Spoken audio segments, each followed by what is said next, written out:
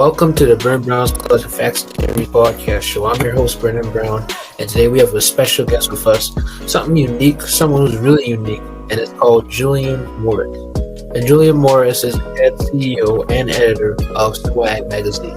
Julian, welcome to the show. Explain yourself. So, like you said, my name is Julian Morris. I'm 14 years old. I'm a sophomore, and I am the CEO and editor-in-chief of Swag Magazine. What inspired you to start Swag Magazine, and what inspired you to just become an editor? Seeing what was going on in my community. During that time, there were a lot of decisions being made about kids without us actually having a voice in anything. So I figured a platform like Swag would be perfect for kids to be able to, express themselves, be their true selves without being looked down upon or judged. And Swag Magazine was born. How do you want to, and how is it helping the community, especially the Black community? Like I said, it's a platform. It's showing kids what they can do and that their voice and their opinion truly does matter. I know oftentimes we are kind of left out of the conversation, and it's not even intentional most times, but our age, it's sort of a default that our opinions are less important to others, and Swag Magazine is just giving kids a voice to be able to talk about what they want to and what they're interested in. Yeah, and the same thing for my podcast, man, because my platform too is here to help the community, not just teens, but also Black teens as well, because there's not that much. Well, I don't want to limit that, but there's not that much of us really come out here and really inspiring the community, because you always see everyone else doing things, but you don't see us do things. So yeah. Do you have anything to really say back on that or anything? Like you said, yeah, you always see others out in the community, but when we look for our own out there and to see them doing some of the same things, it's lacking heavily. And to see what you're doing and even to see what I'm doing, it's a good reminder and a good refresher that we are here. Yeah. And what other things do you do, outside of Swag Magazine? You have any other interests outside of what you're passionate about? Well, I am still a kid at heart, so I do like all the other things. I'm a big sports fan, basketball, of course. Golden State Warriors, my favorite team. I like playing on my PlayStation, just hanging out with my friends, and just things like that. Yeah. And, the fun fact for your audience, we're both the same. We both like the Warriors. We both got PS5. We both maybe going to get a new God of War game. What are your plans the next few years? I'm not talking about Swag Magazine, but mainly about you with just your career. What are you planning on doing in your life in the next few years?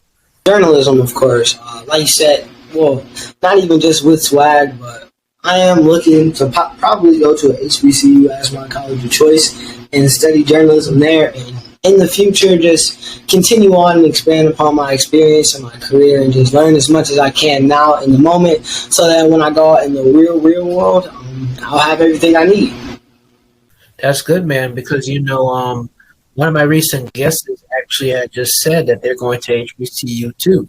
So we're grateful to see another guest on here, especially African American, who wants to go to HBCU. Congratulations, man, on you.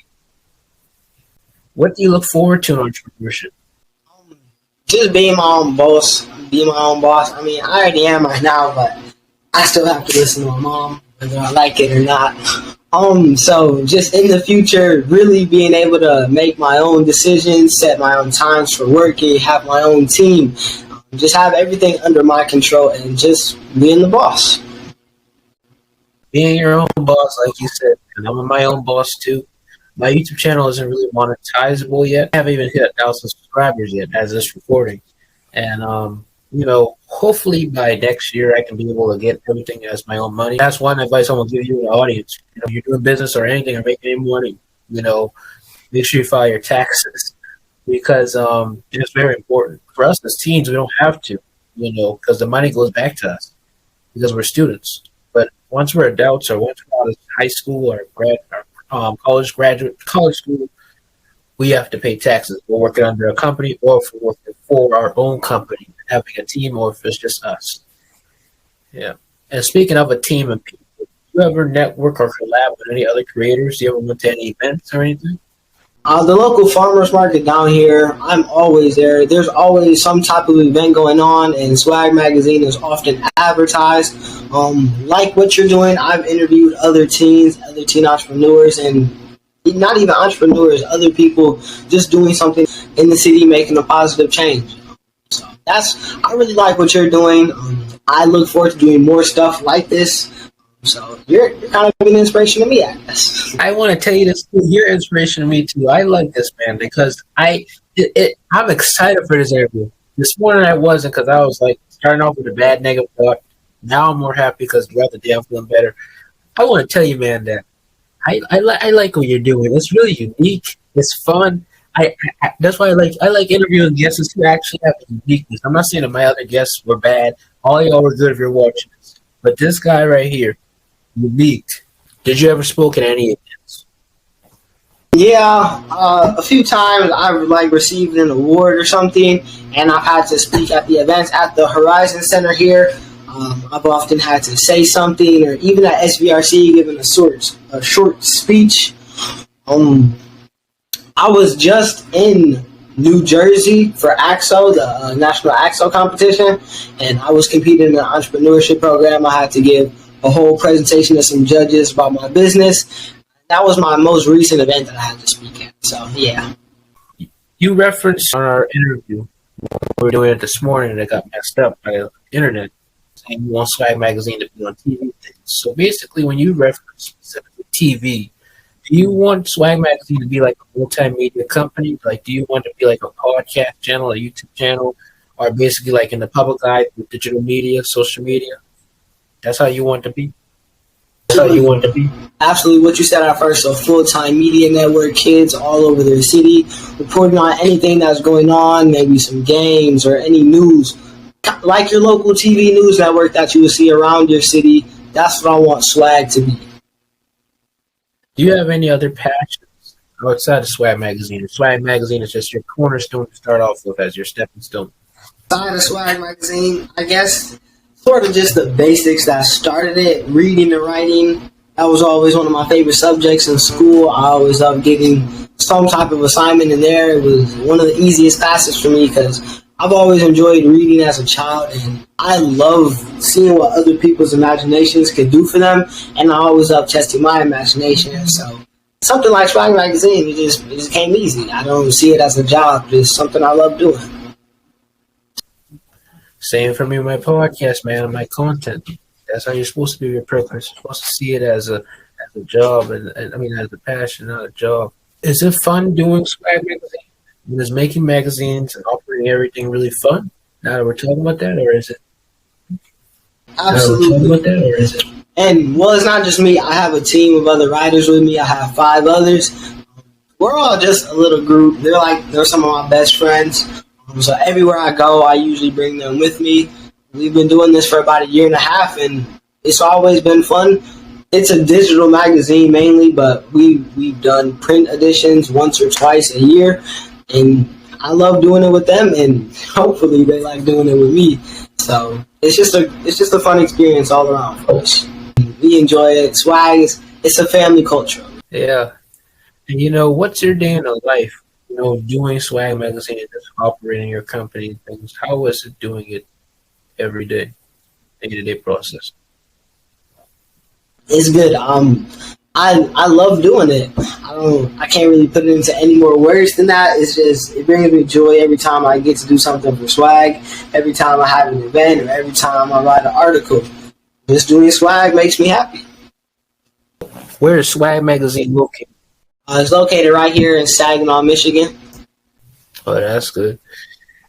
I thought it was in Atlanta. I saw another creator and he said this company or something was in Atlanta. That's why I'm getting confused. Historically, what do you want Swag Magazine to be? I want it to just be looked at in the same caliber that these other teen magazines are looked at.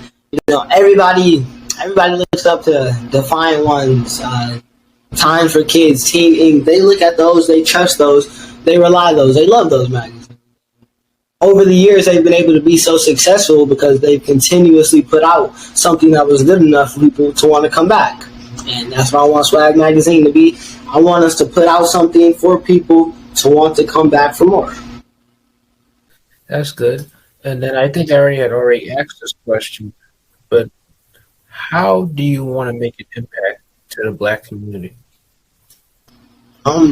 These sometimes African American kids, sometimes even if they don't know it, sometimes they may suffer with self-esteem issues or any other issues.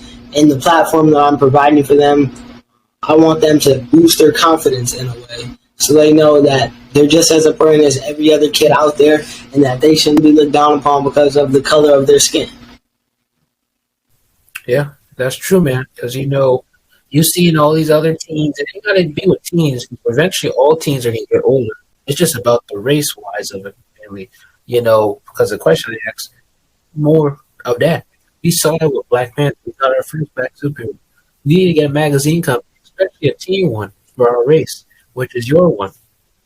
We also need to have podcasts like mine and many other creators out there who are African American. Because I bet you there's a lot of other creators. People just don't see that a lot. And we need to get spread out just as well as any other race, rather if you're Asian, whoever. Everybody should have equality.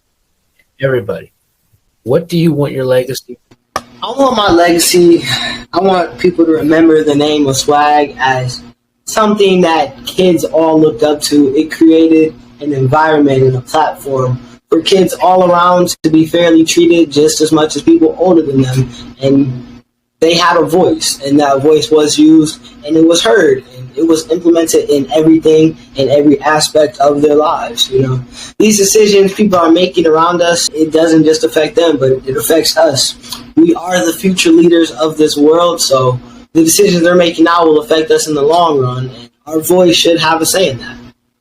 And that's why I want the legacy of Swag. Good. So that's all I just wanted to say. And I enjoyed everything you had said.